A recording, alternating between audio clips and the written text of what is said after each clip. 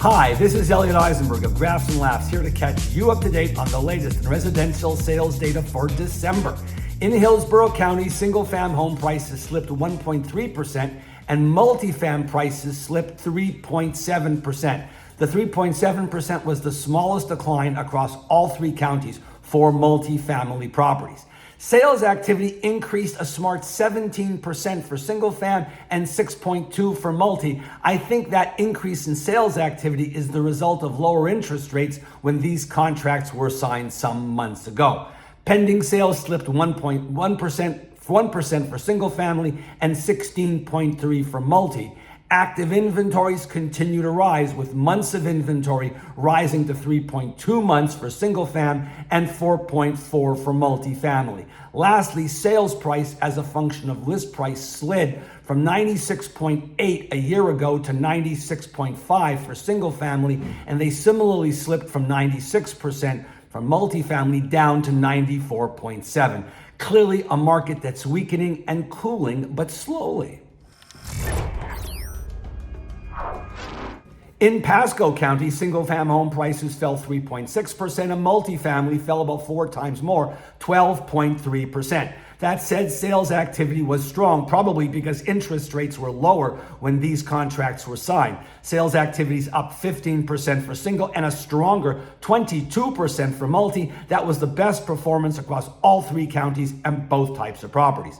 Pending sales are also up 10.5% for single and 8.4% for multi. That was the best multi-fam performance across all three counties. Inventory continues to rise, up to 3.4 months for single family and 3.5 months for multi. And similarly and relatedly, sales price as a function of list price declined to 95.7 for single and a little bit more to 95.2 for multifamily. These are signs of a weakening market, but one that's weakening slowly and in a very controlled way. In Pinellas County, single-fam home prices rose a strong 9.5%.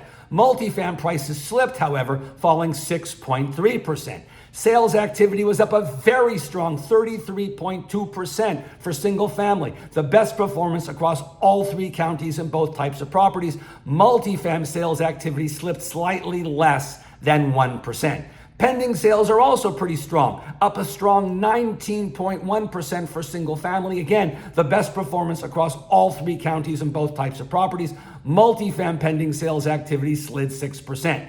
Inventory continues to rise here as it has in Hillsborough and Pasco counties, up 3.6 months for single family and a larger 6.2 months for multifamily. Clearly that's becoming a buyer's market. Last but not least, sales price as a percentage of list price slipped for both single and multi, signs of a weakening market, down to 94.6 for single family and down to a lower 93.1% for multifamily.